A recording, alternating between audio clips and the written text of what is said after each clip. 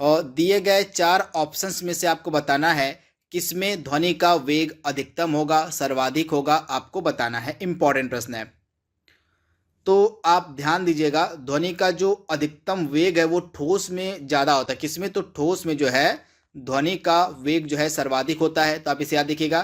तथा आपकी जो ध्वनि होती है वो निर्वात में नहीं चल सकती, तो फैक्ट भी आप याद रखिएगा।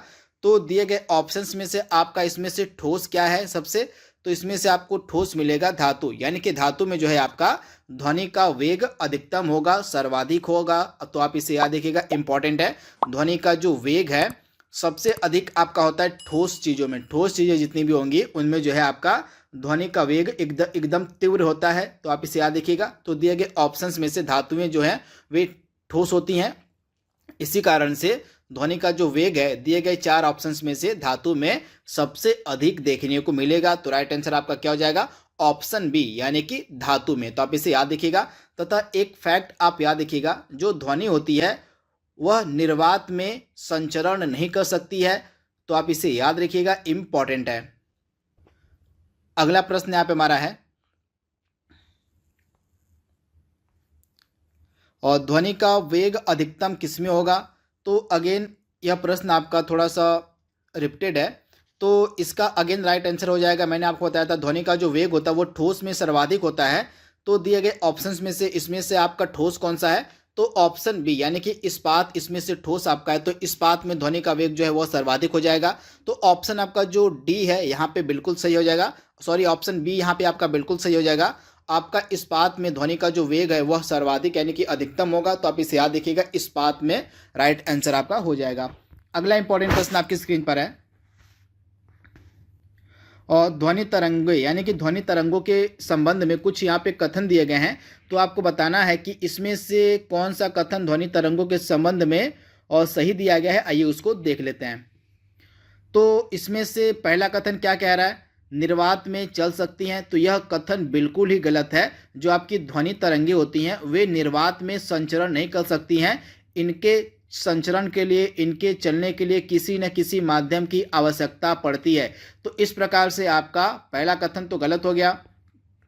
केवल ठोस माध्यम में चल सकती हैं, तो मैंने आपको बताया किसी न किसी भी माध्यम की आवश्यकता पड़ेगी ध्वनि तरंगों को चलने के लिए, तो आपका सेकेंड ऑप्शन भी आपका गलत हो गया। यहाँ पे केवल गैसों में चल सकती हैं, तो यह भी आपका गलत ही ऑप्शन है। लेकिन आपका जो ऑप्शन डी है यहाँ पे बिल्कुल सही है। ठोस तथा गैस दोनों माध्यमों में जो है आपकी ध्वनि तरंगे चल सकती है, यानी कि किसी न किसी माध्यम की जो है आवश्यकता पड़ती है ध्वनि तरंगों को चलने के लिए। तथा ठोस और गैस दोनों माध्यमों में आपकी जो ध्वनि तरंगे होती हैं वे संचरण कर सकती हैं। तो ऑप्शन आपका डी यहाँ पे बिल्कुल सही हो जाएगा। अगला प्रश्न यहाँ पे हमारा क्या कह रहा है, देख लीजिए। दोस्तों यदि आप ग्रुप डी की प्रिपरेशन करें दोस्तों, तो आपके लिए कुछ महत्वपूर्ण ई बुक मैंने बनाया है जो निश्चित तौर पे आपको ले लेना चाहिए। दोस्तों मैथ का मैंने 500 क्वेश्चन का गेस्ट पेपर रेडी किया है specially for railway group D examination 2022 के लिए। स्पेशल एडिशन इसे रेडी किया गया है। कंप्लीट 500 क्वेश्चन को आप पूरा प्रिपेयर कीजिए, प्रैक्टिस कीजिए। जो मैंने यहाँ पे रेडी किया with complete solution and trick के साथ आपको मिलेगा आपके प्रैक्टिस के लिए बहुत बेहतरीन। और सर दोस्तों जीके जीके के जितने भी टॉपिक बनते हैं उन सभी को एक साथ आपका पूरा जीके स्टडी, जीके बाहर जाएगा नहीं। अप्रॉक्सीमेटली 10 नंबर के आपके परीक्षाओं पूछे जाते हैं, तो सब कुछ आप इसी से कवर कर पाएंगे। ये दोनों ई बुक बहुत इंपॉर्टेंट है। एंड साइंस का पोर्शन दोस्तों, इसके लिए स्पेशली मैंने 1001 क्वेश्चन जो अति संभावित, जो बार बार क्वेश्चन रिपीट किया गया है, इस ई बुक को मैंने रेडी किया है स्पेशली फॉर ग्रुप डी आपकी परीक्षाओं के लिए। और इन सभी प्रश्नों के डिटेल के साथ मैंने इस ई बुक में आपके लिए डिलीवरी दी है जो आपको बहुत हेल्प करेगा। बस फटाफट लेके आपको रिवीजन स्टार्ट करना है। दोस्तों इन सभी ई बुक्स के लिंक आपको डिस्क्रिप्शन बॉक्स में मिल जाएंगे, फटाफट ले लीजिए और सारे के प्रैक्टिस और इन सभी का रिवीजन स्टार्ट कीजिए। तो लिंक डिस्क्रिप्शन बॉक्स में इसका मिल जाएगा। और ध्वनि तरंगे किसमें नहीं चल सकती हैं, आपको बताना है। तो बहुत बार यह रिपीटेड प्रश्न है और मैंने आपको कई बार इसके बारे में बताया भी है। तो आपकी जो ध्वनि तरंगे होती है निर्वात में संचरण नहीं कर सकती हैं, ध्वनि तरंगे जो है निर्वात में नहीं चल सकती हैं। तो ऑप्शन आपका यहाँ पे ए जो है बिल्कुल सही हो जाएगा। जो आपकी ध्वनि तरंगे होती हैं ये निर्वात में नहीं चल सकती हैं, यानी कि ऑप्शन आपका यहाँ पे ए जो है बिल्कुल सही जवाब है। तो आप इसे याद कर लीजिएगा, ऑप्शन ए, यानी कि निर्वात में ध्वनि तरंगे चल नहीं सकती हैं, संचरण नहीं कर सकती हैं। ध्वनि तरंगों को चलने के लिए किसी न किसी माध्यम की आवश्यकता पड़ती है, तो आप इसे याद रखिएगा। अगला प्रश्न यहाँ पे हमारा है, और जब एक ध्वनि तरंग एक माध्यम से दूसरे माध्यम में प्रवेश करती है यानी कि जाती है, तो निम्न में से क्या अपरिवर्तित रहता है, क्या चेंज नहीं होता है, क्या बदलता नहीं है, आपको बताना है। काफी इंपॉर्टेंट प्रश्न है। तो इस प्रश्न का हमारा राइट आंसर क्या हो जाएगा? जब ध्वनि तरंगे एक स्थान से दूसरे स्थान पर जाती हैं तो उनका जो आवृत्ति होती है, उनकी जो फ्रीक्वेंसी होती है वह चेंज नहीं होती है। तो आप इसे याद रखिएगा, ऑप्शन आपका जो ए है बिल्कुल सही हो जाएगा। उनकी जो आवृत्ति होती है वह चेंज नहीं होती है, बल्कि ध्वनि तरंगों की जो चाल है और तरंग दैर्घ्य है वो बदल जाती है। आप याद देखिएगा, ध्वनि तरंगों की चाल और तरंग दैर्घ्य यह तो बदल जाती है, परंतु ध्वनि तरंगों की जो आवृत्ति होती है वह चेंज नहीं होती है, बदलती नहीं है, अपरिवर्तित रहती है। तो ऑप्शन आपका यहाँ पे ए जो है बिल्कुल सही हो जाएगा। आवृत्ति नहीं बदलती है, बल्कि तरंग दैर्घ्य और चाल जो है यह बदल जाती है ध्वनि तरंगों की। तो आपको याद रखना है। अगला प्रश्न यहाँ पे हमारा है, और स्पष्ट रूप से प्रतिध्वनि सुनने के लिए परावर्तित सतह और सुनने वाले के मध्य कम से कम कितनी दूरी होनी चाहिए, आपसे पूछा जा रहा है। इंपॉर्टेंट प्रश्न है। तो अगर आपको अपनी प्रतिध्वनि को सुनना है तो सुनने के लिए जो परावर्तित सतह होगी और सुनने वाले के मध्य की जो दूरी होगी कम से कम वह 16.5 मीटर होनी चाहिए, लगभग 17 मीटर की दूरी दोनों के बीच होनी चाहिए। तो राइट आंसर आपका क्या हो जाएगा? लगभग 16.5, या इसको आप कह लीजिए लगभग 17 मीटर की दूरी दोनों के मध्य होनी चाहिए। तो यह आपकी परावर्तित सतह यह हो गई, और सुनने वाले के मध्य की जो दूरी है यह डिफरेंस कितना होना चाहिए? तो यह लगभग 16.5 मीटर या कह लीजिए 17 मीटर होना चाहिए, तभी आप स्पष्ट रूप से प्रतिध्वनि को सुन सकते हैं। तो ऑप्शन आपका यहाँ पे क्या सही हो जाएगा? ऑप्शन आपका सी यहाँ पे बिल्कुल सही हो जाएगा, 16.5 मीटर। तो आप इसे याद रखिएगा, इंपॉर्टेंट है। अगला प्रश्न यहाँ पे हमारा है, और वायु का ध्वनि का वायु में वेग लगभग कितना होता है, आपसे पूछा गया है। तो ध्वनि का वायु में वेग कितना होता है? तो आप इसे ध्यान दीजिएगा, ध्वनि का वायु में वेग होता है 330 मीटर प्रति सेकेंड। आप याद रखिएगा, ध्वनि का जो है वायु में वेग कितना होता है? तो ध्वनि का वायु में वेग होता है लगभग 330 मीटर प्रति सेकेंड, यानी कि ऑप्शन आपका जो यहाँ पे बी है बिल्कुल सही हो जाएगा। आप इसे याद रखिएगा। तथा ध्वनि का जो वेग है स्टील में सर्वाधिक होता है। किसमें? तो ध्वनि का जो वेग है यह स्टील में सर्वाधिक होता है। लगभग कितना होता है?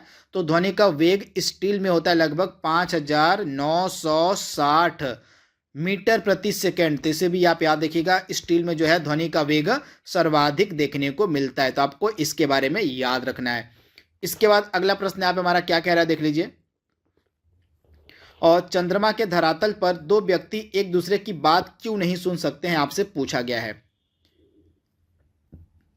तो चंद्रमा के धरातल पर दो व्यक्ति एक दूसरे की बात नहीं सुन सकते, क्योंकि चंद्रमा पर वायुमंडल इन्वायरमेंट नहीं होने के कारण जो है जो दो व्यक्ति होते हैं वे एक दूसरे की बात को नहीं सुन सकते। यानी कि ऑप्शन आपका जो बी है यहाँ पे बिल्कुल सही हो जाएगा। चंद्रमा पर वायुमंडल नहीं है, इसी कारण से दो व्यक्ति एक दूसरे की बातें नहीं सुन सकते। तो ऑप्शन आपका बी यहाँ पे बिल्कुल सही हो जाएगा।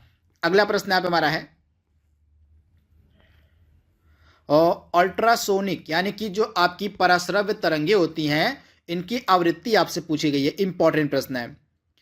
तो जो आपकी अल्ट्रासोनिक वेव्स होती हैं, जो आपकी पराश्रव्य तरंगे होती हैं, इनकी जो आवृत्ति होती है, इनकी जो फ्रिक्वेंसी होती है वो होती है 20,000 हर्ट्ज से लेके कितना? तो 20,000 हर्ट्ज से अधिक होती है। कितनी? तो 20,000 हर्ट्ज से अधिक होती है पराश्रव्य तरंगों की आवृत्ति। यानी कि ऑप्शन आपका यहाँ पे ए जो है बिल्कुल सही हो जाएगा। आप इसे याद रखिएगा।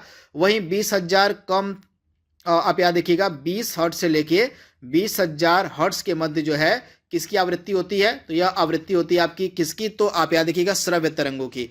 श्रव्य तरंगों की जो आवृत्ति होती है वो होती है 20 हर्ट्ज से लेके 20,000 हर्ट्ज के मध्य। वहीं 20 हर्ट्ज से कम की किसकी आवृत्ति होती है?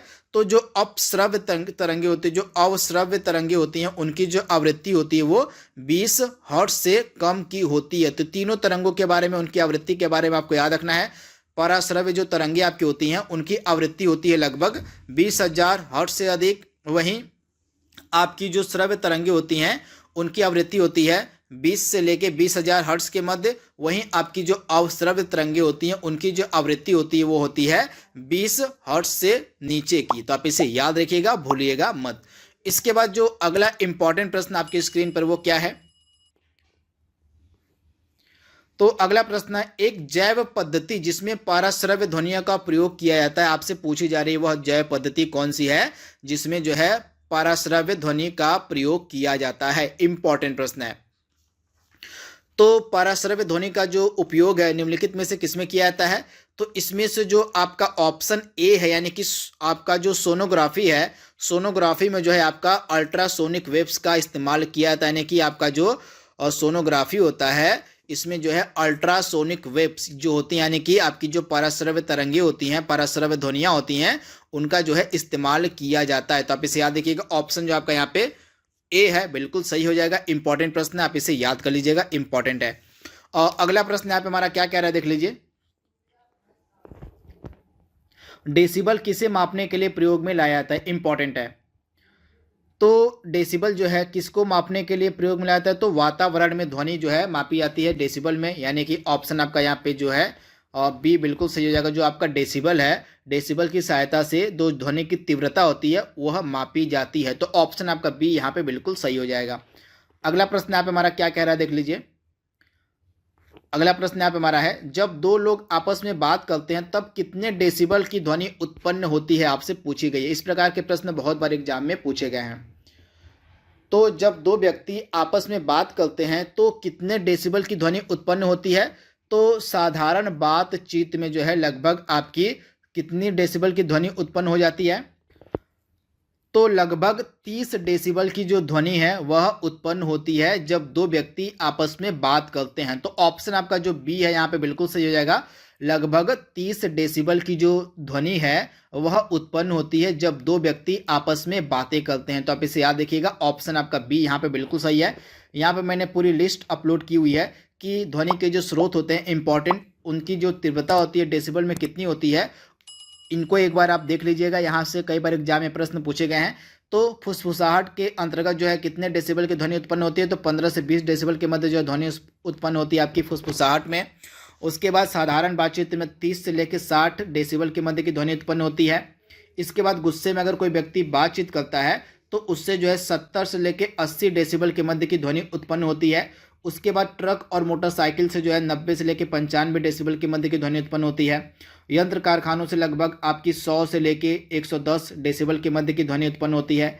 इसके बाद ऑर्केस्ट्रा से आपका 110 से लेके 120 डेसिबल के मध्य ध्वनि उत्पन्न होती है। और आपका जो जेट विमान होता है इससे जो है 140 से लेके 150 के मध्य जो है आपकी डेसिबल में ध्वनि उत्पन्न होती है। तो ये स्रोत, ध्वनि के जो स्रोत हैं तथा उनके द्वारा कितने डेसिबल की ध्वनि उत्पन्न की जाती है उसको आप एक बार याद कर लीजिएगा, एक बार देख लीजिएगा। यहाँ से प्रश्न कई बार एग्जाम में पूछे गए हैं।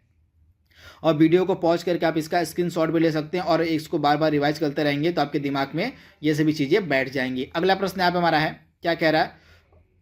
अगला प्रश्न यहाँ पे हमारा सामने आपके WHO यानी कि विश्व स्वास्थ्य संगठन के अनुसार एक नगर के लिए सुरक्षित ध्वनि प्रदूषण स्तर कितना होगा, आपको बताना है।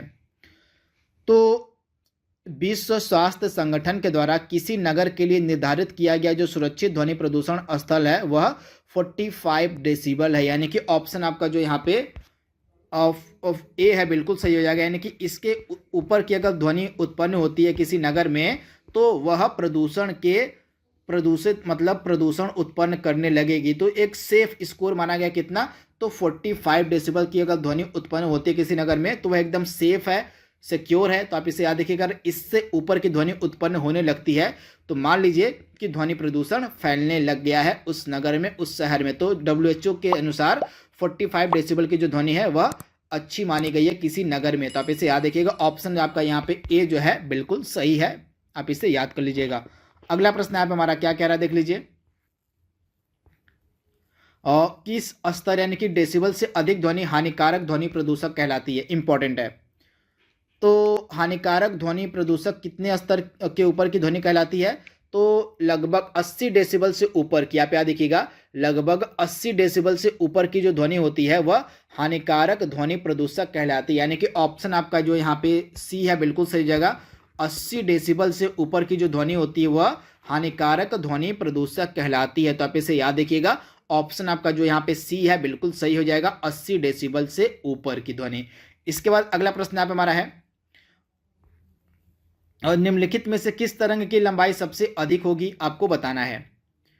तो इसमें से सबसे अधिक जो लंबाई होगी किस तरंग की होगी, तो इसमें से सबसे अधिक लंबाई आपको मिलेगी रेडियो वेव्स की। रेडियो वेव की जो लंबाई होती है वो सर्वाधिक होती है, तो आप इसे याद रखिएगा। ऑप्शन आपका यहाँ पे जो है सी बिल्कुल सही हो जाएगा। आपकी जो रेडियो वेव होती हैं उनकी जो लंबाई होती है वह सर्वाधिक होती है, इंपॉर्टेंट है। वही सबसे कम किसकी लंबाई होगी, तो सबसे कम जो तरंग दैर्ध्य मान लीजिए लंबाई कह लीजिए, तो सबसे अधिक आपकी तरंग दैर्ध्य होती है रेडियो वेव की, और सबसे कम जो आपकी तरंग दैर्ध्य यानी कि लंबाई होती है गामा रेज यानी कि गामा किरणों की। तो इसके बारे में भी आपको याद रखना, इंपॉर्टेंट है, प्रश्न है। और अगला प्रश्न यहाँ पे हमारा क्या कह रहा है देख लीजिए। और सामान्य जो आपका टीवी रिमोट कंट्रोल होता है उसमें किसका इस्तेमाल किया जाता है, यानी कि कौन सी तरंग का इस्तेमाल किया जाता है। तो टीवी रिमोट कंट्रोल सिस्टम जो होता है आपका उसमें जो है इंफ्रारेड किरणों यानी कि अवरक्त किरणों का इस्तेमाल किया जाता है, यानी कि ऑप्शन आपका जो ये है यहाँ पे बिल्कुल सही हो जाएगा, अवरक्त किरणों का इस्तेमाल किया जाता है। अगला प्रश्न यहाँ पे हमारा है, और दूरदर्शन प्रसारण में जो चित्र संदेश होते हैं उनका संचरण जो है किसके माध्यम से होता है, आपसे पूछा गया है। तो दूरदर्शन प्रसारण में जो आपके चित्र संदेश होते हैं उनका जो संचरण होता है किस माध्यम से होता है, तो आपका जो आयाम होता है, आयाम मॉड्यूलन, इनकी सहायता से ही आज जो है आपका जो चित्र संदेश होते हैं उनका संचरण होता है। तो आप इसे याद रखिए कि जो आपका ध्वनि प्रसारण होता है उसमें जो है आपका जो चित्र संदेशों का संचलन होता है वो होता है आपका आयाम मॉड्यूलन से। वहीं आपकी जो ध्वनि होती है, ध्वनि संदेशों का जो आपका संचरण होता है वो होता है आपका आवृत्ति मॉड्यूलन से। तो आप याद रखिएगा, अगर चित्र संदेशों का पूछ ले तो आयाम हो जाएगा, और ध्वनि का पूछ ले तो आपका आवृत्ति मॉड्यूलन हो जाएगा। तो दोनों आपको याद रखना है। तो दोस्तों आज का हमारा जो इम्पोर्टेंट टॉपिक था भौतिक विज्ञान का ध्वनि, इससे जुड़े जितने भी इम्पोर्टेंट आपके एमसीक्यूज बन सकते थे उनको हमने यहाँ पे देख लिया है। अब अगला हमारा जो टॉपिक होगा उसको हम जल्दी अपलोड करेंगे, जल्दी आप तक पहुँचाएंगे। तब तक के लिए thank you, thanks for watching, thank you.